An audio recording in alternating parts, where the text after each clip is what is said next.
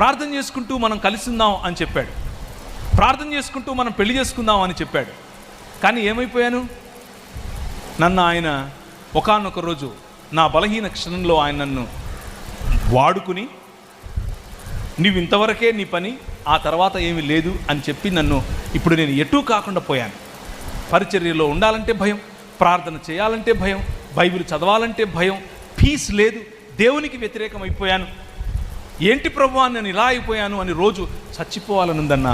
ఈరోజు రాత్రి చచ్చిపోదాం అనుకుంటున్నాను, అందుకే ఫోన్ చేశాను. నిన్న రాత్రి వచ్చిన ఫోన్ ఇది. ఇక్కడ వాక్య పరిచర్య అయిపోయి ఇంటికి వెళ్ళిన తర్వాత వచ్చిన ఫోన్. పరిశుద్ధాత్మ దేవుడు పని చేస్తాడు.